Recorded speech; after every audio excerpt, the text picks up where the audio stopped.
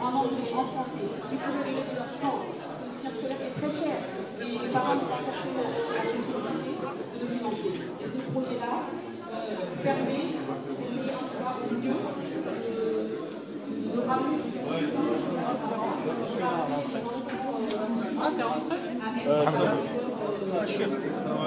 حاضر في اتصال معايا وين ما تشوفني عيط حتى تكون لك.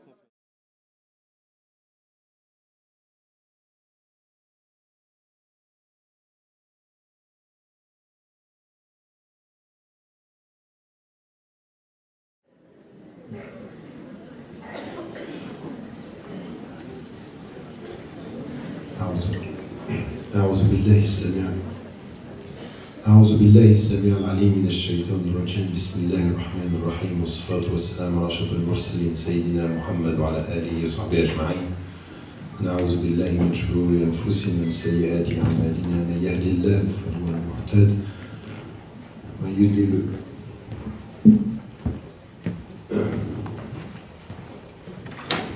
السلام عليكم.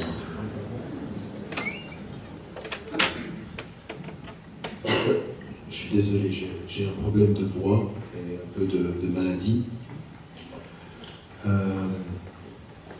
Je vais essayer de commencer directement. J'aimerais beaucoup insister sur trois choses au moment où je me rends ici. Je n'avais pas réalisé en fait au moment où je venais ici que c'était la première fois que je venais à Bagneux pour une intervention. C'est sans doute le cas, je ne sais pas, Allah. Toujours est-il que je suis content d'être là pour la première fois et d'être là en même temps pour un projet qui est important. Et je dirais pourquoi tout à l'heure. Le Cheikh Mohamed Moussaddaq a fait une intervention qui nous lie sur le plan d'une histoire. Et ce que je dis souvent, c'est que je ne viens pas de nulle part. Je n'ai pas beaucoup de mérite en fait dans ce qu'est ma trajectoire de vie et d'être là devant vous. Beaucoup d'entre vous qui sont dans la salle ont plus de mérite que moi dans la lutte qu'ils ont à faire tous les jours ou à reconstruire leur propre savoir. Et c'est vrai que si on doit regarder ce qui fait le lien avec le passé, c'est souvent à un moment donné dans cette trajectoire historique des jalons comme ceci, des personnes, des êtres humains, des femmes et des hommes, puis des institutions. Et là on va en parler parce qu'on est à ce moment crucial de la présence des musulmans qui est importante. Et donc il faut comprendre en quoi des personnes peuvent parfois nous aider, mais en quoi des institutions doivent fonder notre travail. Et comme il a été dit également par le président, Mahmoud Touré, que j'ai appris maintenant qu'on s'était rencontrés il y a bien longtemps en Côte d'Ivoire, qui est un pays qui est cher à mon cœur, et je demande à Dieu d'aider les sœurs et les frères là-bas pour qu'ils puissent aussi établir une vision pour l'Afrique. Quand on voit ce qui se passe au Mali, dans toute la région de l'Afrique subsaharienne, il faut vraiment faire des prières. Il faut vraiment faire des prières parce que c'est un continent qui a été oublié pour les hommes et chéri pour la matière première. Il faut qu'on fasse de l'Afrique un continent qui est respecté pour les hommes, Inch'Allah. Au nord, comme à l'ouest, comme à l'est, comme au sud. Et puis, ça fait toujours plaisir en même temps de voir notre frère Fodé qui, avec une foi extraordinaire, nous a lu le Coran et qui nous rappelle finalement une chose que vous devez entendre.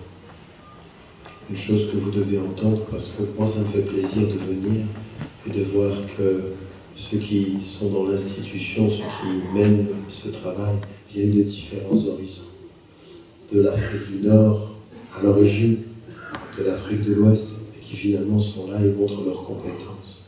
C'est ça l'islam qu'on doit vivre dans ce pays. C'est pas un islam de nos origines, on est des Algériens, on est des Marocains. Non, c'est un islam de l'islam ancré en France. Un islam qui est ici, qui est respectueux des principes éternels et qui sait qu'il est ici. Et qui comprend une chose, fondamentalement mais clairement, c'est que notre frère, il ne faut pas le respecter en tant que noir parce qu'il sait le Coran. Il faut le respecter dans sa dignité. Quand je dis ceci, Je le dis dans notre quotidien, parce qu'il y en a beaucoup qui le respecteront parce qu'il est bien le Coran, mais qui seront irrespectueux de personnes de couleur, parce qu'ils ont encore ça dans les gènes, parce qu'ils ont encore ça dans le cœur. Quand on dit que l'islam refuse le racisme, l'islam refuse le racisme. Et si vous avez une once de racisme, c'est votre djihad. C'est un djihad, ça. Il faut lutter contre ça. Faites attention. Ne pas être raciste avec ceux qui lisent le Coran ou ceux qui ont des titres, c'est facile. C'est très facile pour les Français de ne pas être raciste avec les Algériens quand on s'appelle Zinedine Zidane. C'est facile. Et c'est dans la rue tous les jours qu'on voit le racisme. C'est avec les anonymes qu'on sait si tu es un raciste. C'est pas si tu aimes ceux qui ont des titres, c'est ceux qui n'ont pas de titre dans le quotidien. On va me rapprocher le micro. Il faut que je rapproche le... Vous m'entendiez pas au fond? C'est pas grave, rien d'intéressant, si ce n'est que vous devez éviter d'être raciste. En résumé. Je commence l'intervention et on m'a donné un thème que j'aime beaucoup, parce qu'il va nous amener au centre de notre compréhension de l'islam. Première des choses qu'il faut qu'on dise quand on va discuter de la question de la culture, du progrès, du développement, de comment on est lié par rapport à ça, et comment d'ailleurs, même par rapport à ça, il faut qu'on comprenne en quoi une institution, en quoi un centre islamique doit être engagé par rapport à ce projet-là. D'abord, il faut en comprendre les fondements. 3 choses en termes d'introduction. La première des choses, c'est qu'il faut bien qu'on se mette d'accord. D'abord, à tous ceux qui ont des doutes sur nos formulations.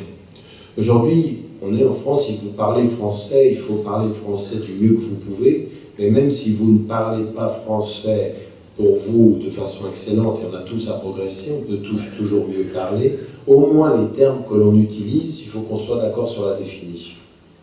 Oui, il faut qu'on soit d'accord sur ce qu'on dit. Et donc il y a une première des choses que l'on dit, et on l'a dit avec force, il y a un islam, il n'y a pas des islams. Il y a un islam qui est fondé sur des principes éternels qui nous réunissent tous, du nord au sud, de l'est à l'ouest. Il est fondé sur les principes fondateurs de l'islam, dont le premier, l'essence, la source, celui autour duquel tout va tourner, c'est la notion du tawhid.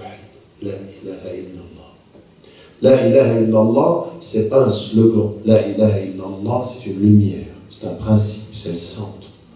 Et la ilaha illallah, pour nous, ça veut dire que partout on est sur la surface de la terre. Parce que le prophète avait dit que parmi ceux qui le distinguaient des autres, c'est que pour lui, la terre entière est une mosquée. Qu'est-ce que ça veut dire, la terre entière est une mosquée? C'est-à-dire que simplement vous pouvez pratiquer. Ça veut dire, c'est juste pour ma voix, c'est pas parce que j'ai un privilège sur vous, mais c'est juste pour ma voix. Mais j'ai quand même un petit privilège sur vous.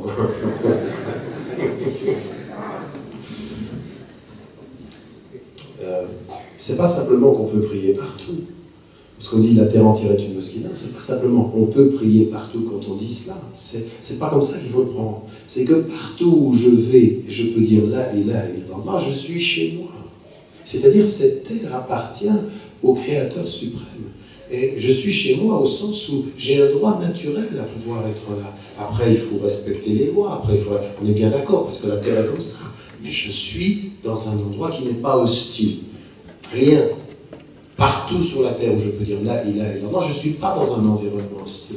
Je respecterai les lois, mais fondamentalement, je suis sur une terre qui est une terre d'accueil partout.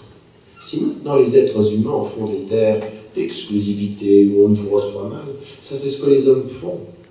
Dieu, ce qu'il nous dit, c'est que partout où vous dites la ilaha illallah, sentez-vous chez vous. Et ça veut dire quoi, sentir chez soi? Ça veut dire que c'est pas simplement j'arrive, je m'assieds et je suis chez moi. Mais c'est pas ça. Et le khilaf, c'est le contraire. C'est partout où tu es chez toi, tu as des devoirs. Ça commence par tes responsabilités, c'est pas je m'assois, je suis chez moi. Non, je suis là, j'ai du travail à faire. C'est-à-dire que partout où je suis chez moi, je dois rendre ce lieu meilleur. Le prophète il dit, partout où vous êtes, répandez la paix, c'est une obligation. Si les gens vous attaquent, votre responsabilité, c'est pas d'être un agent de guerre. Partout où vous êtes chez vous, vous voulez la paix.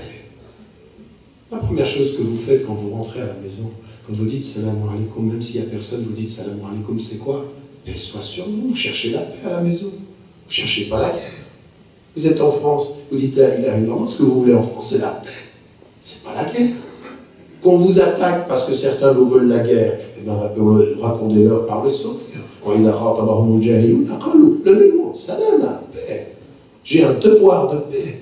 La ilaha illallah, ça veut dire ça. La ilaha illallah, ça veut dire, au nom de ça, de ma liberté vis-à-vis de lui, je connais toutes mes obligations vis-à-vis de nous. Au nom de la liberté vis-à-vis de lui, je ne reconnais que lui, je connais toutes mes obligations vis-à-vis de nous. Toutes mes obligations. C'est une parole de responsabilité, c'est pas une parole de « vous m'intéressez pas », une parole de responsabilité devant tout le monde, devant le pouvoir comme devant le pauvre. La ilaha illallah, ça veut dire « au pauvre, je vais te servir ». La ilaha illallah, ça veut dire devant le tyran, je vais te confronter. La ilaha illallah, ça veut dire devant le pauvre, je vais t'aider, et devant le vieux, je vais t'accompagner. La ilaha illallah, ça veut dire devant le patient, je vais m'appliquer à te soigner. La ilaha illallah, ça veut dire devant l'élève, je vais t'éduquer. La ilaha illallah, ça veut dire devant tes parents, je vais vous aimer.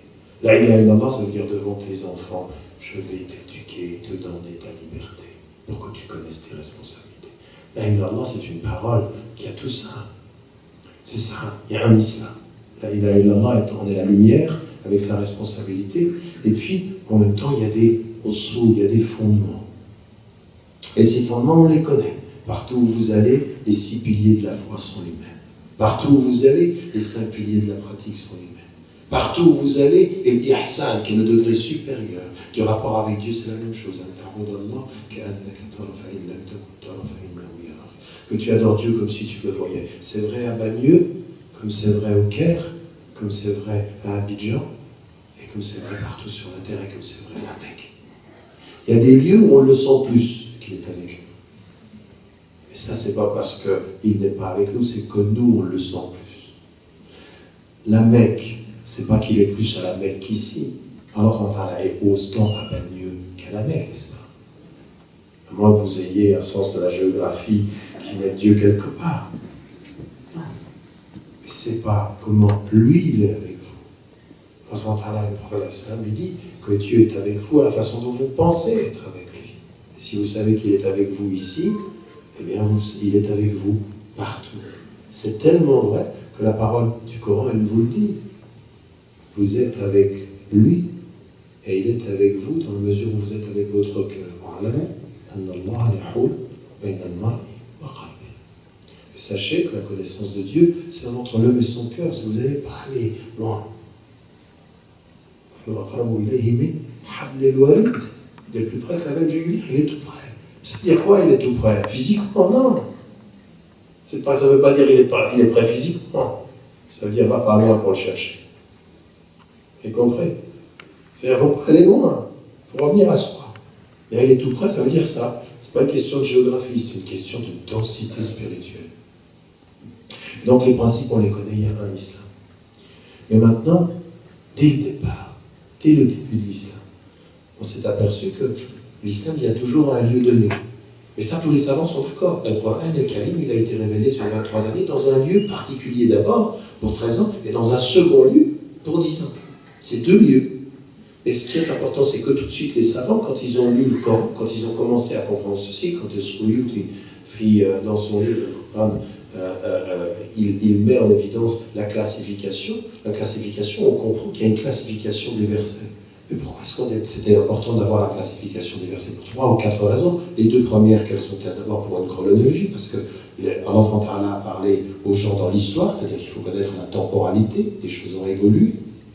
Et puis la deuxième des choses, c'est que il y a des versets qui vont être révélés à la Mecque et d'autres qui sont révélés à Médine. Ce n'est pas la même réalité.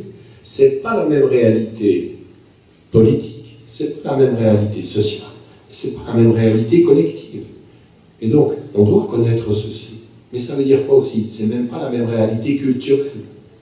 Et que on comprend en islam qu'il y a un islam, mais plusieurs cultures. Et qu'on admet les cultures.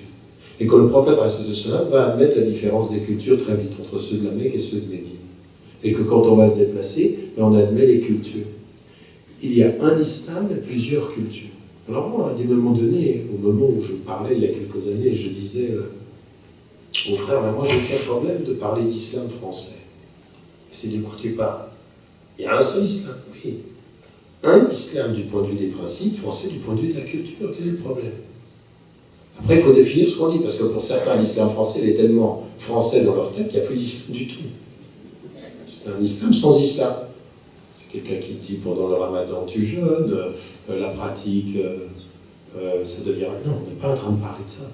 Quand on dit un islam français ou un islam européen, on dit par exemple que je suis un Européen musulman, qu'est-ce que je dis? Je suis européen de culture, musulman de principe.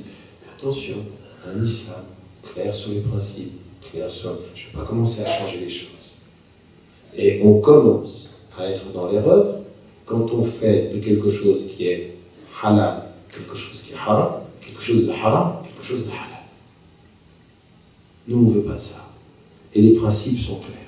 Et ceux qui vont commencer à être dans la compromission jusqu'au nom des principes, ceux-là, ils peuvent être plus dangereux parfois parce que de l'intérieur, ils changent l'islam. Nous, on ne veut pas réformer l'islam. On veut réformer l'esprit des musulmans qui comprennent les textes. Mais pas l'islam. Les textes sont les textes, on ne les change pas. Le halal, il est clair, le haram, il est clair. On ne change pas les textes. Et notre façon de lire les textes vont être liés aussi à notre façon de vivre dans nos sociétés. Donc il faut qu'on comprenne que, de ce point de vue-là, tous ceux qui vous parlent de réformer l'islam, il faut faire attention à ce qu'ils disent. Moi, je n'adhère pas à cette formule-là. Je réforme l'esprit des musulmans. Je réforme l'intelligence musulmane à la lumière des défis qui sont les nôtres. Et donc, la notion de culture, des cultures, l'acceptation des cultures, c'est totalement, fondamentalement islamique. Un islam, une série de principes universels et des cultures qui vont les vivre différemment. Et l'autre chose également, et ça on le voit aussi dans la temporalité, pourquoi Allah Ta'ala il n'a pas fait descendre sur les hommes le Coran d'une seule fois? Pourquoi est-ce que ça vient par étapes comme ceci? Parce qu'en fait, il y a l'idée de développement, il y a l'idée d'historicité. Il y a des choses qui, quand elles ont été révélées à la fin, n'auraient pas été comprises de la même façon au début. Et même vous, on le sait avec les enfants. Je vais vous raconter l'anecdote d'une personne qui s'est convertie à l'islam. Elle s'est convertie à l'islam et au départ, elle a commencé par la prière et tout ceci. Et il y a un certain nombre d'obligations, même en termes de tenue vestimentaire. Je vais vous donner un exemple, mais vous allez trouver ça à la fois, c'est à la fois simple et tellement profond. Quelqu'un qui apprend, par exemple, vous savez comment on est dans la tenue vestimentaire, dans la notion de la pudeur, les manches courtes et tout ceci. Quelqu'un il dit, si on m'avait dit au début qu'il fallait que j'évite les manches courtes, mais j'aurais même pas pu, c'était pas possible dans mon esprit. Il a fallu que je passe par l'essence de la foi pour comprendre la périphérie de la tenue vestimentaire. Mais si vous insistez sur la périphérie vestimentaire, vous bloquez les gens. Il y a des choses qu'on comprend à partir du moment où on a atteint une espèce de compréhension intellectuelle et de pratique. À des moments donnés, il y a des choses où vous commencez à comprendre avec le cœur le sens d'une prescription. Les prescriptions ne parlent pas à la tête, les prescriptions parlent au cœur aussi. Vous commencez à comprendre le sens des choses. Donc, il y a une histoire. Et ça s'appelle le développement. Et donc, dans votre développement, de demander, qu'est-ce que c'est un bon éducateur? Un éducateur, c'est celui ou celle qui dit la bonne chose au bon moment à l'élève. Pas trop tôt ou pas trop tard. Il y en a certains. Nous, par exemple, en termes culturels, du point de vue islamique en Occident, on n'est pas bon. On n'est pas bon, pourquoi? Parce qu'on veut de la créativité culturelle et on ne parle pas aux jeunes leur langage. Ils ont 18 ans et on leur donne des chansons, on dirait qu'ils ont 8 ans. Puis on dit, il faut que tu aimes ça. C'est islamique. Oui, je veux bien faire semblant d'aimer, c'est islamique. Mais j'ai 20 ans, j'ai 18 ans. Tu ne commences pas à me dire, je suis musulman, je suis très content, alhamdoulilah. Non, ça va pour mon petit frère. L'infantilisation de nos jeunes font que vous avez en face de vous une culture extrêmement puissante. Elle vous parle exactement selon vos besoins. Vous avez 18 ans, ça parle à des choses que vous vivez, vous êtes un jeune adulte. Il faut qu'on ait une culture alternative, il faut qu'on ait une expression artistique qui parle à l'âge que l'on a. Vous comprenez ce que je suis en train de dire? C'est-à-dire que les bonnes réponses, le bon éducateur, c'est celui qui parle au bon moment. et que le prophète, à la lumière du Coran, eh ben, il a accompagné une communauté, étape après étape. Et parfois, c'est très étonnant. Parfois, il faut commencer par le plus dur pour aller vers le plus léger. Au départ, on prie pendant la nuit, puis ensuite on prie 5 fois par jour, et c'est un allègement parce qu'il fallait au départ une résistance spirituelle. Et puis parfois, c'est le contraire. Moins d'obligations, puis de plus en plus d'obligations. Ça dépend du sujet.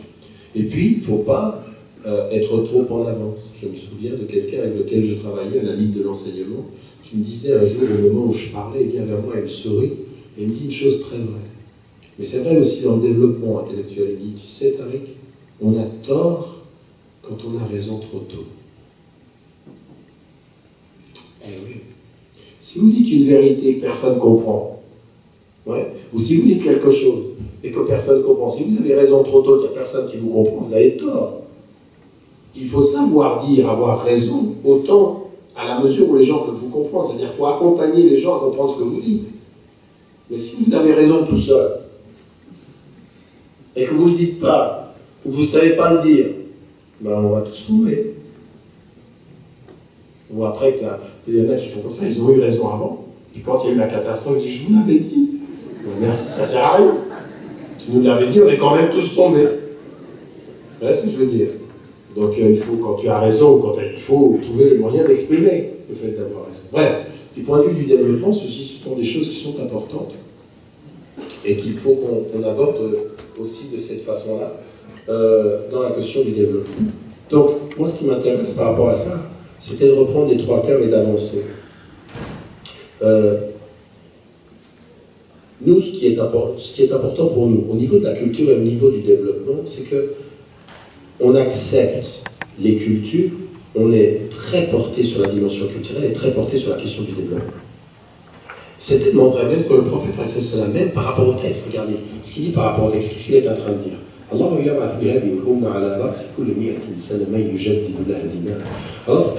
va envoyer à cette communauté, chaque 100 ans, une personne ou un groupe de personnes. Il va renouveler pour elle sa religion. C'est-à-dire, en fait, il est en train de dire, avec le temps, il faut qu'il y ait des gens. On a le dernier prophète et le dernier prophète, mais après ce prophète-là, on va avoir des gens qui vont nous aider à quoi? Renouveler notre religion, c'est quoi? C'est regarder le temps qui passe et proposer une nouvelle lecture des textes à la lumière des temps qui passent. Changer les textes, mais conscient des nouveaux défis. Parce que les textes tels qu'ils étaient lus, eh bien, nécessitent une relecture. C'est ce que je disais par réformer. Donc on a de ce point de vue-là, comment reste-t-on fidèle aux principes tout en passant à travers l'histoire et à travers les cultures? La culture, c'est l'espace. Le développement, c'est le temps. Le temps et l'espace. Donc les 2 dimensions.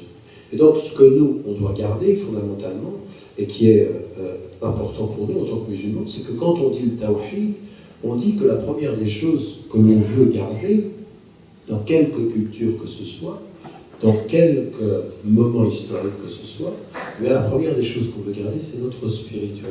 La spiritualité, attention, la spiritualité, c'est mettre du sens dans tout ce que l'on fait. C'est pas simplement prier la nuit et éduquer son cœur, c'est avec le cœur mettre du sens dans ce que l'on fait. C'est-à-dire que quand on le fait, on se souvient de Dieu et on se souvient du sens de ce pourquoi on le fait. Un médecin, quand il commence une opération et qu'il dit Bismillahirrahmanirrahim, un garagiste, quand il va commencer à travailler sur une voiture et il dit Bismillahirrahmanirrahim, ont établi un geste spirituel. C'est-à-dire, ils ont la technique qui est de faire ce qu'ils ont à faire, réparer une voiture, guérir un malade, mais ils le font Bismillahirrahmanirrahim. Ils insufflent spiritualité, l'esprit, ils insufflent du sens dans ce qu'ils font. Et ils savent qu'il y a une exigence qui est la leur. Quand Dieu vous demande de faire, quand vous faites quelque chose, Dieu ce qu'il veut, c'est que vous le fassiez bien. Donc faire bien, c'est ma responsabilité, c'est ce que je fais, je le fais bien. Et ensuite, Allah, Bismillahirrahmanirrahim. Je vais faire ce que je peux, et ensuite, Atawakkul ala Allah, ça c'est la spiritualité. Et tawakkul, le sens de tawakkul, c'est-à-dire que je m'en remets à Dieu, ça c'est la spiritualité dans tout ce que je fais. C'est pas simplement la nuit. Prier la nuit, c'est savoir qu'on a vraiment besoin de lui le jour. C'est la prière de la nuit établit le sens de la dépendance. Jamais autant que quand vous priez la nuit, vous savez que vous avez besoin de lui parce qu'il est l'être qui vous donne la paix. Qui vous donne de la paix. Salamat al-nafs, tazkiyat al-nafs. Donc la spiritualité, tazkiyat al-nafs, qu'est-ce que c'est? C'est quoi en fait tazkiyat al-nafs? C'est la purification du cœur. Et qu'est-ce que c'est la purification du cœur? C'est de ne jamais tomber dans l'arrogance. C'est de ne jamais être capable de dire je suis meilleur, non. Et comment vous faites ça? C'est que quand vous faites quelque chose, vous êtes un médecin, ou quand vous êtes un garagiste, ou quand vous êtes un enseignant, et que quelqu'un vient vers vous. Moi, vous savez, j'ai écrit un certain nombre de livres, comme par exemple le prophète Mohammed, ce livre-là, il y en a qui viennent vers moi, il y en a un qui est venu vers moi et me dit « Je me suis converti à l'islam grâce à vous. » J'ai souri, je dis « Il y a une erreur là. Ça, c'est juste l'instrument. C'est bismillah. C'est lui. Je suis juste un instrument, il vous a mis un livre. Il se trouve que j'ai écrit un livre qui était sa lumière. C'est pas la mienne. Donc, en me remerciant, priez pour moi. C'est votre remerciement, c'est prier pour moi. Mais remerciez-le. Parce qu'au bout du compte, c'est qui vous a mis ce livre entre les mains? Moi. Mais non, je ne savais même pas que vous existiez. Vous comprenez ce que je suis en train de dire? Ce que je suis en train de dire, c'est que cette spiritualité tazkiyat al-nafs, c'est tenir, emsik, alayka bis-salam, tenir sa langue, c'est man yamlik nafsahu, c'est-à-dire celui qui tient sa personne, tenir sa personne. C'est ça la purification, c'est de ne pas être dans l'égoïsme, l'arrogance, de savoir qu'on est toujours dépendant de lui et se rendre indépendant de tous. La ilaha illallah, c'est une parole de courage aussi. Ça veut dire aussi la liberté, c'est-à-dire être libre par rapport aux gens et puis de s'engager dans cette dimension-là. Ça veut dire aussi quelque chose de très très important. Dès que vous avez compris la spiritualité, vous avez la responsabilité. Et la responsabilité, c'est deux choses. Vous savez, on dit souvent, pour résumer notre rôle en société, c'est commander ce qui est bien, résister à ce qui est mal. En fait, nous, c'est ça. Dès qu'on a dit la ilaha illallah, dès qu'on a compris le sens de la responsabilité, qu'on se maîtrise, on a deux choses à faire. On a à résister à ce qui ne va pas, on a à résister au mal, on a à résister à ce qui n'est pas bien dans nos sociétés, et on a à réformer. Le double mouvement de résistance et réforme s'appelle comment en islam? Vous voyez pourquoi je vous ai dit qu'il faut être très précis sur les mots. Résister et réformer, c'est le djihad. Toutes ces histoires de guerre sainte, même le mot effort, comme on dit en français, c'est l'effort, ça ne suffit pas. Parce que c'est dire quoi effort? Non, c'est un effort avec une vision tout à fait particulière. C'est je résiste avec effort et je réforme avec effort. C'est un double rapport. Je résiste à tout ce que je vois qui ne va bien, mais non moins. Je me regarde dans un miroir et je vois bien tout ce qui ne va pas. J'y résiste, je me maîtrise et je réforme. C'est tazkiyat al-nafs. Islah al-mujtama. Je résiste et je réforme. Je suis dans cette dimension-là. Ça, c'est notre spiritualité. Et partout où on est, ça va être pareil. Quelle que soit la culture, quelle que soit la société, où que vous soyez, ça, c'est éternel. C'est aussi vrai qu'on est des êtres humains et qu'on va mourir, qu'on soit à l'époque du prophète comme un compagnon, ou qu'on soit à la fin des temps, ce sera toujours pareil. La ilaha illallah, une parole de responsabilité. La ilaha illallah, une parole de lumière. La ilaha illallah, des principes qui ne changent pas, prière, jeûne, et puis tazkiyat al-nafs, résister, réformer. Changer la société, résister, réformer. Le djihad. Il n'y a pas d'islam sans le djihad. N'importe quel. Vous savez, les Américains, à un moment donné, dans certains pays qu'ils colonisaient, comme aussi les Britanniques, qu'est-ce qu'ils faisaient? Ils voulaient changer le vocabulaire. Elle dit, mais ces musulmans, il y a un problème chez eux, c'est deux mots. Et le Coran et le djihad. Parce que le Coran, c'est ce à quoi ils se tiennent à la lumière. C'est tawhid. Et le djihad, c'est ce qu'on en fait. Mais le djihad au sens de attention. Attention, nous, on n'est pas des agents de guerre. Nous sommes des pacificateurs. Et si vous cherchez la guerre, vous allez nous trouver. Parce que ce n'est pas nous qui colonisons. Si vous voulez coloniser, c'est vous les injustes. Nous, on est pour la justice. La seule justice en histoire, c'est la décolonisation. Sortez d'ici. Vous ne voulez pas sortir? On va se lever. Mais on se lève parce que vous ne voulez pas sortir. Les premiers à être injustes, c'est vous. Nous, on a la dignité. Et on se lève. Comprenez ce que je veux dire? C'est-à-dire qu'à partir d'un certain moment, il faut bien faire comprendre aux gens, on n'est pas des agents de guerre. On est des agents de résistance. Et nous, on est pour la non-violence réellement. On est vraiment pour la non-violence. On est des non-violents, jusqu'à preuve du contraire. C'est-à-dire que si tu m'insultes, je vais sourire. Et si tu me gifles, j'ai le droit. Je me donne le droit de te gifler. Et si je suis très fort, je te souris encore. Vous voyez ce que ça veut dire? Parce qu'il y en a certains, ils disent, attends, tu m'as giflé, tu vas voir. Et parce qu'ils disent, tu vas voir, ils sont plus faibles que celui qui l'a giflé. C'est ça que voulait dire la parole de Jésus, contre laquelle moi j'ai rien. Je l'ai dit à quelqu'un, tu m'as giflé, je me donne le droit. Et essayez d'imaginer la force spirituelle de quelqu'un qui vous attaque et qui vous insulte, et quelqu'un qui vous brutalise. À un moment donné, ça m'était arrivé que quelqu'un qui me brutalise comme ceci, il attendait à ce que... Et moi, j'allais. C'était un match de football. Enfin, il y en a qui donnent des coups de poule, puis il y en a qui... Vous voyez ce que je veux dire? Donc ce que je veux dire, c'est que j'allais, puis tout d'un coup, je me maîtrise. Au moment où tu te maîtrises, et tu regardes la personne, et tu dis non, je ne vais pas faire ça. C'est pourquoi je ne vais pas le faire? Parce que tu ne mérites pas. Ce que tu viens de faire ne mérite pas ma réponse. Je vais t'ignorer, et je vais te sourire. Je vais vous parler. Je peux vous dire une chose, que cette réponse est 1000 fois plus puissante que le fait de m'avoir... Vous comprenez ce que je veux dire? À partir d'un certain moment, il faut comprendre, c'est ça. C'est-à-dire qu'à un moment donné, dans la vie du prophète Assalam, il a cette capacité à dire à quelqu'un, attention, à un moment donné, on ne va pas se laisser faire. Mais cette capacité de dire, tu ne mérites même pas ma réponse. Ça, ce sont des constantes qu'il faut qu'on garde. Alors, pour aller vite et arriver à ma conclusion avec tout ceci, à partir des 2 points, ce que je voulais mettre en évidence, c'est cette dimension de la culture. Vous êtes aujourd'hui des Français musulmans, vous êtes des Français, vous vivez dans votre société. Et qu'est-ce que c'est une culture? C'est un système de valeurs, et c'est un mode de vie qui est basé sur ce système de valeurs. Vous avez une culture française. Et je peux vous dire une chose, en voyageant à travers le monde, eh ben, votre façon de vivre en France n'est pas la même façon que là où je vis. Moi, je vis en Angleterre. J'ai même vu en Angleterre une autre façon que de vivre dans mon pays, la Suisse. Donc et puis vous allez dans d'autres pays, vous allez vous en rendre compte qu'on a d'autres façons de vivre.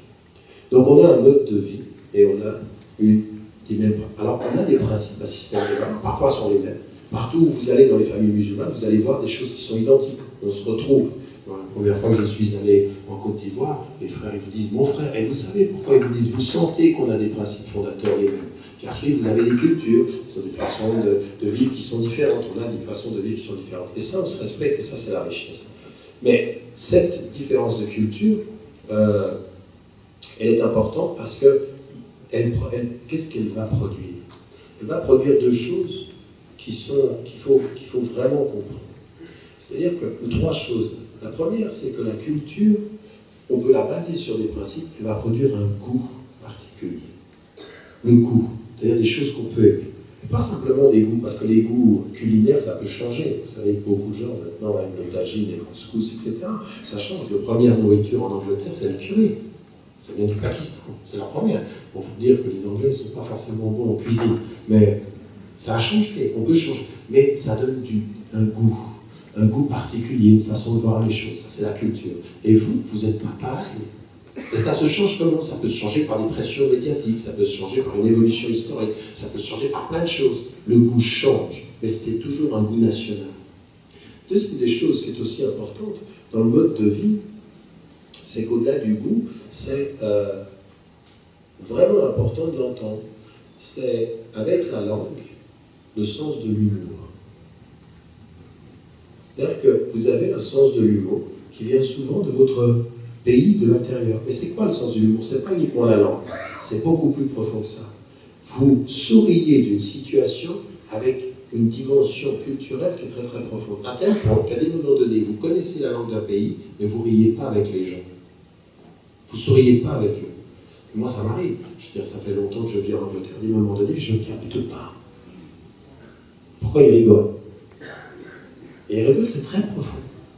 Et vous aussi, vous verrez cette expérience-là. Vous pouvez connaître la langue, mais vous ne connaissez pas les codes culturels. Et ça, c'est très profond. Et une troisième chose qui vient de la culture, c'est le goût artistique. C'est l'expression artistique. Et l'expression artistique, c'est l'imaginaire. L'imaginaire vient d'une histoire. L'imaginaire Le prophète, il arrive à la Mecque et il envoie deux chanteuses au moment d'un mariage, et qu'est-ce qu'il dit? Et le Ansar, ils aiment ça. Ils aiment ça. C'est pas la Mecque ici. C'est le même principe, mais c'est pas les mêmes personnes. C'est-à-dire qu'ils aiment, ils ont un goût de... Et quand, je peux vous dire une chose, à un moment donné, si vous êtes... J'étais la première fois où j'allais aux États-Unis, je me suis retrouvé dans une famille afro-américaine. Et c'était impressionnant. Il y avait tout à coup à la radio, il y a eu un moment musical. Et je peux vous dire que l'enfant, qui était un jeune enfant, la façon dont il réagit à la musique, mais c'est tout à fait singulier. C'est vrai. C'est tout à coup. Si vous êtes dans une autre culture, je ne sais pas. Il y a quelque chose qui vient du non-dit. Et nous, quand on est français, et qu'on a admis ça, qu'on a des enfants qui sont nés ici, il faut remettre en tant qu'islam, c'est un islam, c'est toujours le même principe, mais tout ça, c'est important. Pourquoi? Parce que tous les savants, quand ils sont venus à déterminer l'islam, ils ont dit quoi? Ils ont dit une chose. Ils ont dit on a les principes islamiques et les règles islamiques qu'il faut respecter, mais il y a aussi quelque chose qui est maslahat an-nas. C'est l'intérêt public. Et l'intérêt public, il est né aussi de la reconnaissance du urf, c'est-à-dire aussi de la culture des gens. Et ces cultures des gens, en islam, le mot arabe qui veut dire que c'est bien, que c'est bon, c'est aussi ma'rouf. C'est-à-dire reconnu par les gens comme étant bien. C'est-à-dire les gens ont une culture naturelle qui dit ça c'est bien. Tant que ce qui est ma'rouf chez les gens ne va pas à l'encontre d'un principe, on l'accepte en tant qu'islam. Vous comprenez ce que je veux dire? Tant que ça ne va pas à l'encontre d'un principe, c'est ok, on n'a aucun problème avec ça. Parce que le principe premier dans les choses, c'est la permission. Donc, tant que ce n'est pas dans un interdit, on accepte. On accepte les choses, on accepte la nourriture. Donc, vous vous rendez compte ce que l'islam nous dit? Nous dit, vous êtes responsable de réformer la société pour le meilleur, mais en acceptant d'une société tout ce qui est bon pour vous.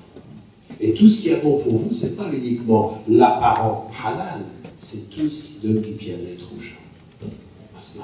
Vous voyez, c'est une dimension intérieure, émotionnelle. Une société, des musulmans en France, qui ne permettent pas à leurs enfants dans leur culture, sens-toi bien, ils ne font pas leur travail.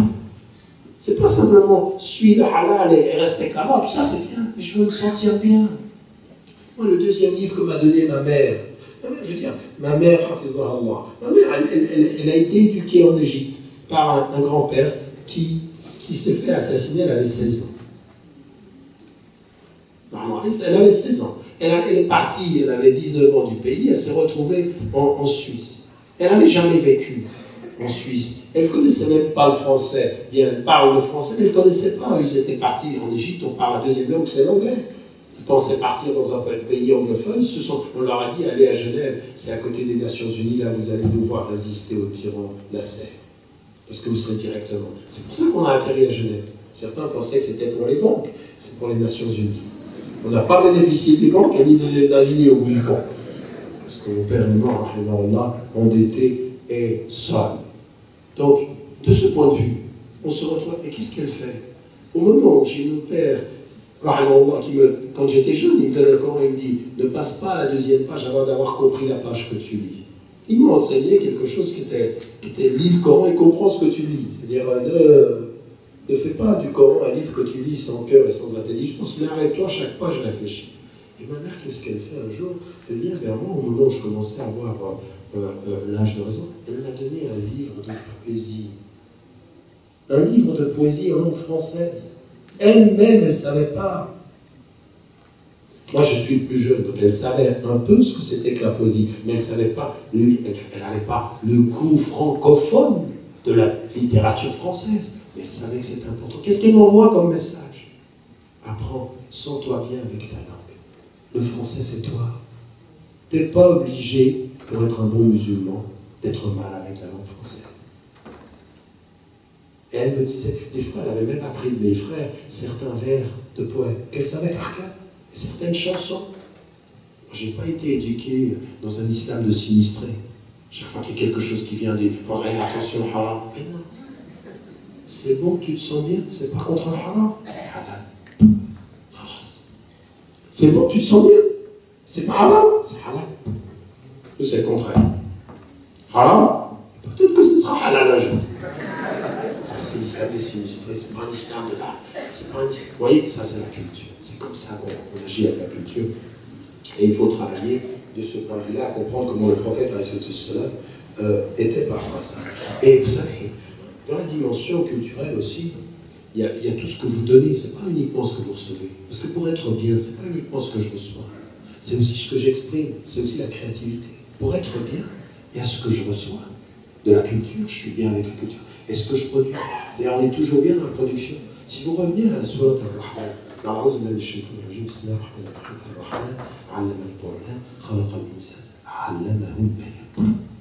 mais c'est le Coran, il le reçoit. On reçoit le Coran. Oui. Et l'homme, il reçoit le Coran.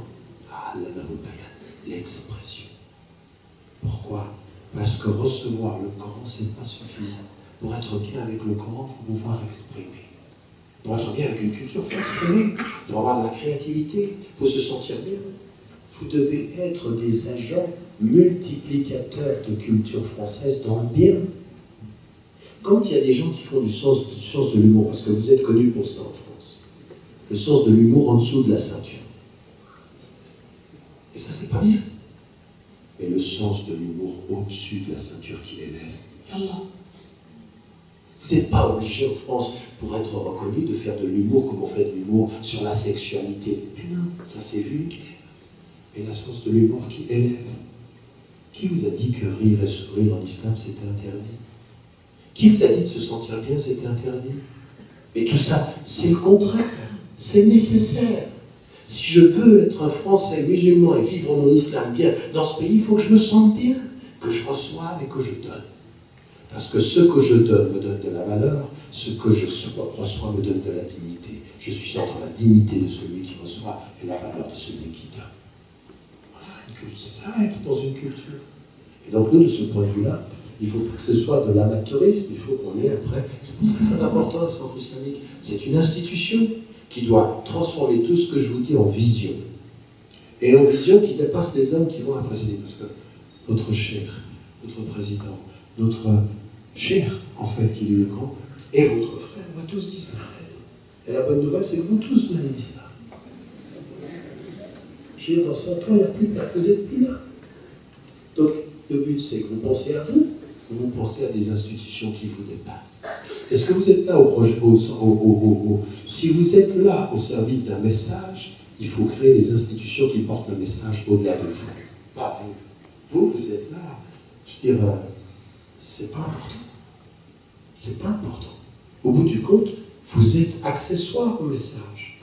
Vous êtes important pour votre succès, c'est-à-dire être reçu par Allah, mais vous êtes accessoire. Je dois finir? Non. Non, mais... Ah bon? Voilà.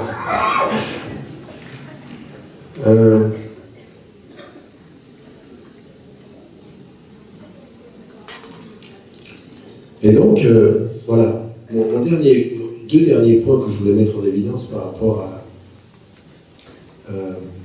à la culture, c'est que ce que je disais toujours, on reçoit et on donne. Mais nous, qu'est-ce qu'on va apporter? Vous savez, les savants, quand ils gèrent les règles, les règles qui vont être appliquées quelque part, souvent on se pose la question de savoir comment expliquer qu'une règle soit une règle.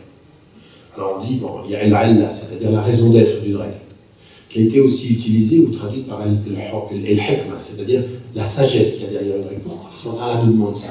Bon, il y a des choses qui sont connues et très simples. Après salat al-dhikri, quand Allah appelle Moussa alayhi salam, il dit après salat al-dhikri, c'est-à-dire accomplir la prière. Pourquoi? Pour te souvenir de moi. Donc la raison de la prière, c'est de se souvenir de Dieu.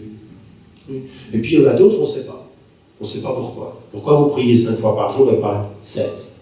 Pourquoi c'est 7 fois autour de la Mecque et pas 10? Allahu Akbar. Et le fait qu'il n'y ait pas de raison, c'est la raison.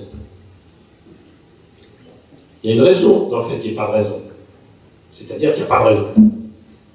Ça vient même pas, c'est qu'il a voulu, tu fais comme ça. Tu ne commences pas à tourner autour de « explique-moi tout ». Non, là, non. Là, tu ne sauras pas. Et ça commence très tôt dans le Coran. Là, ça commence très tôt dans le Coran. Après Surat al-Fatiha, Alif Lam Mim, vas-y, explique-moi. Explique-moi, Alif Lam Mim. Tu peux pas? Voilà, c'est bien, t'as compris. Si t'as compris que t'as pas compris, t'as tout compris. Si t'as compris que t'as pas compris, t'as tout compris. Ça veut dire quoi? Intellectuellement, de l'humilité intellectuelle. Oui. Donc, cette dimension humilité intellectuelle, ça veut dire je ne peux pas tout comprendre, ça veut dire ça tient à lui. Et nous, toujours, dans les règles, on a une raison qu'on peut avoir et une raison qu'on ne peut pas comprendre. Mais toujours, il y a l'idée qu'on doit agir pour le bien. Il faut toujours penser aux finalités, aux objectifs de ce qu'on fait. Ce qui a été traduit dans la tradition de Madrasat al-Maqasid par Maqasid al-Sharia. Quels sont les objectifs supérieurs? Et nous, on est là pour des objectifs. Donc, ce qu'on va faire en matière de culture, en matière de tenue vestimentaire. Quand les gens viennent vers vous, ils disent « Mais tu t'habilles comment? Pourquoi tu t'habilles comme ça ?» Alors, encore une fois, nous, on sait comment on doit s'habiller. Pour les hommes comme pour les femmes, c'est clair. Mais c'est-à-dire il faut de la pudeur. Maintenant, ceux qui vous disent « On va jouer sur les règles, enlevez vos foulards, tout ceci », tout ça, c'est faux. L'islam, il est très clair là-dessus. Et c'est-à-dire on ne va pas commencer à jouer. Maintenant, une chose est de dire ça, une chose est ensuite de se poser la question pour soi. Que tu ne portes pas le foulard aujourd'hui, personne ne peut te la poser. Que tu ne t'habilles pas comme devrait s'habiller un musulman, personne ne peut la poser. Chacun va à son rythme. Mais chacun va à son rythme avec une obligation. Une obligation. Pourquoi tu t'habilles comme tu t'habilles aujourd'hui? C'est quoi ton objectif? Est-ce que tu t'habilles avec l'idée que tu es dans un mouvement d'amélioration? Que tu, par exemple, est-ce que tu le fais pour toi? Est-ce que tu le fais pour les autres? Est-ce que la façon dont tu t'habilles, c'est pour attirer le regard ou c'est pour te sentir bien? C'est pas pareil. C'est pas pareil. Parce que certains savants ont mis en évidence, par exemple, à partir du kohl, c'est-à-dire ce qui est permis, le noir sur les yeux, on peut aller vers un maquillage léger. Certains savants contemporains ont admis ça. On peut aller vers un tout petit maquillage léger. Mais qu'est-ce qu'il veut dire par là? C'est qu'il y a une différence entre le maquillage qui va attirer le regard, et ça tu n'as pas besoin d'un mufti pour savoir qu'est-ce que tu fais. Et l'autre, léger, qui est pour te sentir bien. Il y a une façon de s'habiller pour soi, puis s'habiller pour les autres. Et après, il a évolué. Plus on est avec Dieu, plus la façon dont on sera bien avec soi, c'est d'être bien avec lui. Vous me suivez dans ce que je dis? Plus on est avec Dieu, plus la façon de s'habiller avec soi, pour soi, ce sera en accord avec ce qu'il dit. Mais chacun va évoluer. Peu à peu, on le fait. Le but, c'est d'avancer, en se posant les questions des objectifs. Mais de venir me dire, ça c'est pour les femmes comme pour les hommes aussi, c'est la même chose. C'est-à-dire, il faut aussi se poser la question de savoir comment on est dans la société et ce qu'on fait. Parce qu'il y en a certains, je veux dire, ils font du sport, c'est des hommes, je parle. Parce que là, quand je parle comme ça des habits, les hommes, ils pensent que je parle des femmes. Non, je parle des hommes aussi. Je parle de nous tous, c'était un message universel. À partir d'un certain moment, dans la façon dont on a s'habiller, de se montrer, qu'est-ce qu'on essaie, pourquoi on le fait, qu'est-ce qu'on essaye de faire, qu'est-ce qu'on essaye quels sont les objectifs. Je veux dire, faire de la musculation et puis de porter un t-shirt moulant et me dire, ah non, c'est pour moi. Parce que la musculation, je veux bien que ce soit pour toi, mais le t-shirt moulant, c'est pas pour toi. Alors je suis un abruti fini. Pourquoi tu portes Vous comprenez ce que je veux dire? À partir d'un certain moment, qu'est-ce que tu fais? Et ça, vous n'avez pas besoin de mufti, c'est entre... C'est-à-dire, demande à ton cœur. Et qu'est-ce que c'est le péché? Demande à ton cœur, c'est ce que tu as, toi, qui as un trouble comme ça, tu n'aimerais pas que les gens sachent, c'est ça le péché. Le péché, c'est... Tu le sais, en fait. Alors, des fois, c'est bien qu'on te le répète, mais tu le sais. Bon, bref, tout ça pour vous dire, d'un point de vue culturel, c'est tout ce travail-là. Il faut se poser la question des objectifs, de ce qu'on propose, les objectifs de notre activité culturelle, artistique, sportive, tout ce qu'il y a sur l'environnement, sur la façon dont on est avec les gens. Là, par exemple, vous allez, Inch'Allah, vous allez avoir un centre islamique ici. Inch'Allah, dans peu de temps. Et puis là, vous allez avoir un voisinage. Subhanallah. L'objectif d'avoir un centre islamique ici, c'est toujours de penser au voisinage. Il faut que les voisins là, ils voient quelque chose de différent. Pas qu'ils voient les voitures le vendredi, et puis des gens qui sortent, qui font du bruit, et puis après la Echa, à 10h, 11h du soir, ça part. Et tu te dis, mais attends, c'est ça un centre islamique, c'est la foire, c'est le désordre. Non, c'est une présence qui est lumineuse. Vous avez des gens qui sortent, on s'éduque, on parque nos voitures bien. On parque nos voitures bien, on ne fait pas de bruit. Les gens qui sont autour, on les salue. C'est un mouvement de rayonnement. Il faut que le centre islamique, ce soit un lieu de rayonnement. Ce n'est pas le bunker où on va trouver les musulmans. Quand on demande à quelqu'un, on dit « ouais, ils sont là-bas ». Tu n'as même pas besoin de demander, tu vois tout de suite où ils sont. C'est ce que je veux dire. Il faut réfléchir à ces choses-là. Dernier élément, c'est sur la question du développement. Et ça aussi. Nous, on est ici et vous êtes dans un pays, alhamdoulilah, vous avez une chance énorme de pouvoir aller à l'école. Encore une fois, le système n'est pas parfait, il y a des systèmes différenciés, dans certains lieux, c'est non. Mais vous pouvez acquérir le savoir dans ce pays, vous pouvez acquérir la connaissance, et nous, ce qu'on doit faire, c'est toujours se dire, finalement, vous êtes en France. Il y a beaucoup de gens dans les pays d'origine en Afrique qui vous voient et qui vous disent « mais quelle chance vous avez la possibilité d'avoir une réussite sociale, vous pouvez aller à l'école, vous pouvez avoir du travail, malgré tout le chômage, et le chômage existe, et il faut lutter contre ça. » Nous, dans notre développement, il faut rendre ce pays meilleur avec notre présence. Ça veut dire que dans le domaine de la santé, il faut qu'on soit engagé pour que... Vous savez, qu'est-ce que c'est la santé? Il faut aussi qu'on pose ces questions-là. La santé, c'est pas simplement d'avoir les bons médicaments quand on va mal. C'est pas payer quelqu'un pour aller voir un psychologue. La santé, pour nous, c'est le bien-être. Le bien-être de la relation du cœur, de l'esprit et du corps. Il faut qu'on soit présent. Et dans notre communauté musulmane aujourd'hui, il y a des grands problèmes de santé psychologique et affective. Il y a beaucoup de détresse, il y a beaucoup de violence. Il faut qu'on améliore tout ça. Ça fait partie du développement. Il ne faut pas se mentir à soi-même. Là, maintenant, vous êtes extraordinaire. Si je vous regarde là maintenant, mais... Machallah. Il y en a certains d'entre vous, ils vont rentrer à la maison. Ils ne parlent pas à leur femme. Ils ne parlent pas à leur mari. Ils maltraitent leurs enfants. Il y en a dans ces salles, ils tapent leur femme. On écoute. Et regardez, tournez-vous. Dans cette salle, il y en a qui tapent leur femme. Dans cette salle, il y en a qui utilisent des mots vulgaires. Des mots vulgaires, ici sont. Là, tu te dis, machin. Tu regardes cette salle, tu dis, oh là, il n'y en a pas un qui bouge l'oreille. Vous écoutez avec attention. Tu sors d'ici, insulte, frappé. Le voisin qui n'est pas musulman ne le considère pas. On sort de la rue ici dans le désordre. Et vous voulez éduquer qui? Vous êtes le développement de quoi? Au lieu d'importer le sous-développement de nos manières d'être, pas de la culture d'origine, on devrait être dans la dignité. Et ça commence à se regarder, à se dire où est-ce que je suis et qu'est-ce que je dois améliorer, changer mon comportement, commencer à parler bien. Vous savez, c'est des petites choses, hein. C'est des petites choses. Interdisez-vous la vulgarité. Arrêtez de parler mal. Interdisez-vous la violence. S'il y en a un dans cette salle, s'il y en a un dans cette salle qui lève la main sur sa femme, il faut qu'il arrête. Il faut qu'il arrête. Ta femme, tu ne lui parles. Ton mari, tu lui parles, mais il ne faut pas taper. Il ne faut pas taper parce que le prophète, qui ton exemple, il ne l'a jamais fait. Il ne tapait pas. Il pouvait être fâché, mais il ne tapait pas. Et aux enfants, il ne faut pas les nier. Il faut discuter avec vos enfants. Puis il faut leur expliquer ce que c'est que réussir à l'école. C'est pas être le premier à l'école et oublier tout le monde. Le bon élève à l'école, c'est celui qui réussit à l'école et qui est solidaire de ceux qui ne réussissent pas. On s'intéresse aux autres.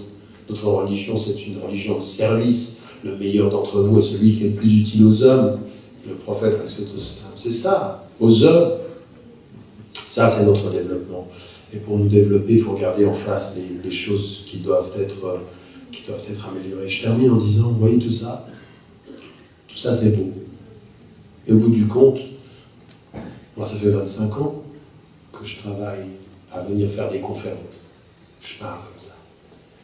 Je n'ai pas toujours pu avoir des institutions, mais je suis tellement heureux. Et je pense que c'est tellement ça finalement qui fait que quand les gens me disent « mais ça sert à quelque chose tout ce que tu fais là ?»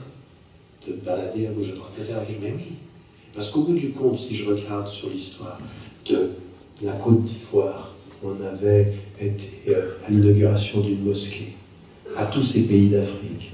Et bien, qu'est-ce qui s'est passé? C'est qu'il y a des gens comme vous, comme nos frères, ils prennent en main un projet et ils institutionnalisent. On est présent, on a une mosquée, on est présent, on a un centre. Moi, je viens d'une histoire d'une famille qui s'est installée à Genève et qui a créé un centre islamique, fondé un centre islamique dans une toute petite rue, il n'y avait rien. Si tu vas au centre, les gens ils se disaient à l'époque, le centre islamique de Genève, il y a des publications en anglais, en arabe, en français, en allemand, ça doit être énorme, tu rentrais, c'était toute petite, on était 100 à prier là-dedans. 100, plus que 100, tu débordes. Ça, c'était dans les années 60. Et tu regardes des années 60, des années plus tard, comment tout ça a changé. Eh bien aujourd'hui, c'est dû à quoi? C'est parce qu'il y a des institutions. C'est que les gens partent. Et puis qu'il y en a qu'il faut qu'ils travaillent. Donc là, moi j'ai entendu le prix qu'il faut pour ça. Je vais vous dire une chose. À l'échelle de ce que nous sommes en nombre, le prix qu'il faut pour cette institution, c'est pas grand-chose. À l'échelle de l'effort, ça va être de l'effort. On a atteint là un septième du prix. Maintenant, il faut se battre pour pouvoir trouver cet argent. Et les premiers qui doivent commencer, c'est vous. Donc moi, je suis venu pour vous dire tout ce que je vous ai dit, mais en vous disant aujourd'hui, il faut une institution et une vision.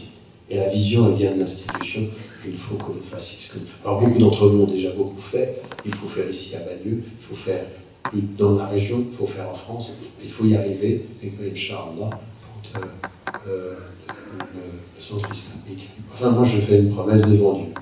Si je suis encore en vie, Inch'Allah, et que le centre... Commencez pas à penser que c'est loin, hein, parce que je peux mourir demain, et que le centre est acheté.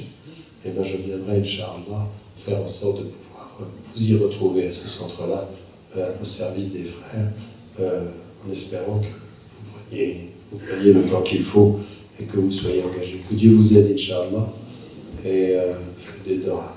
Salam alaikum. Barakallahu fik pour cette intervention qui fut très riche, mais si ça a pu remplir vos cœurs, s'il n'y a pas d'action derrière, il n'y aura pas beaucoup de sens. Parce que Dieu, dans le Coran, il met toujours l'iman ou l'amal. La foi et l'action vont toujours ensemble.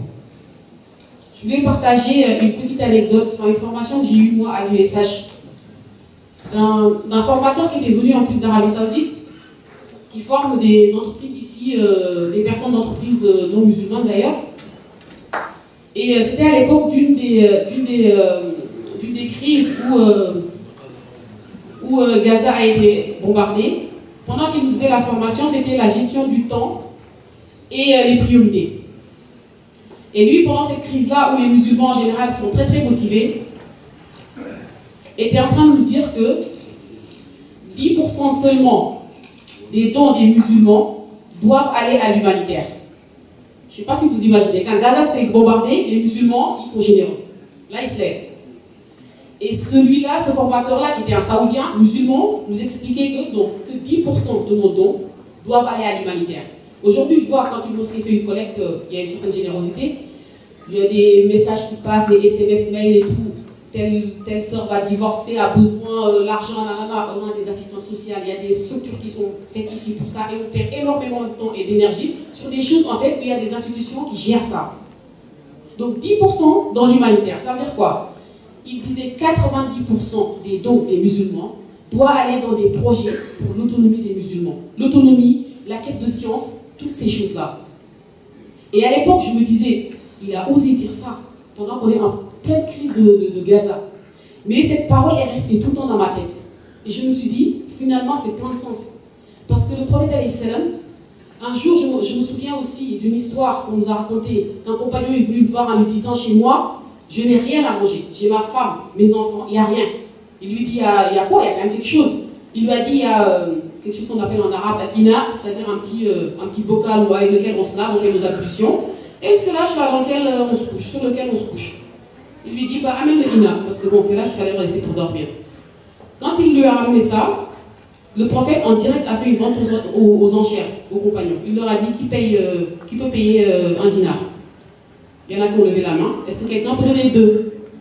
Et celui qui avait payé le plus avait eu ce bocal.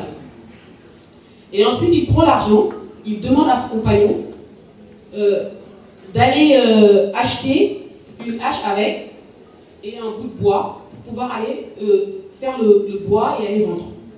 C'est-à-dire que lui, qui était le responsable des musulmans, qui avait la caisse des musulmans, où il y avait la zakat, il lui a pas dit tiens, je te donne ça, va faire les courses. Parce que le lendemain, il allait revenir. Il lui a appris à être autonome. Comme on dit à Nazi d'ailleurs, au lieu de donner du poisson à quelqu'un, apprends-le à pêcher. Donc pour moi, j'ai compris ce sens-là de 90% des dons qu'on fait devront servir à une autonomie, c'est-à-dire des créations d'entreprises, des projets comme ça. Ne tombez pas dans l'émotion de l'humanitaire. Regardez pas là tout de suite, il faut regarder un peu plus loin. Il faut regarder un peu plus loin. La communauté a besoin qu'on regarde un peu plus loin pour les générations à venir. Donc comme je vous ai dit depuis le départ, personne ne sort d'ici sans s'engager. C'est un pacte qu'on va faire. Vous vous engagez sur ce projet-là. Parce que la réussite de ce projet-là, c'est notre réussite à tous. Et je vous remercie beaucoup d'être venus. Merci à nos invités. Et merci à toutes et à tous d'avoir participé. Il y a 20 minutes de dédicace de 3 livres de Tariq à la sortie. Voilà qu'Allah vous fait et que Dieu vous préserve et vos familles.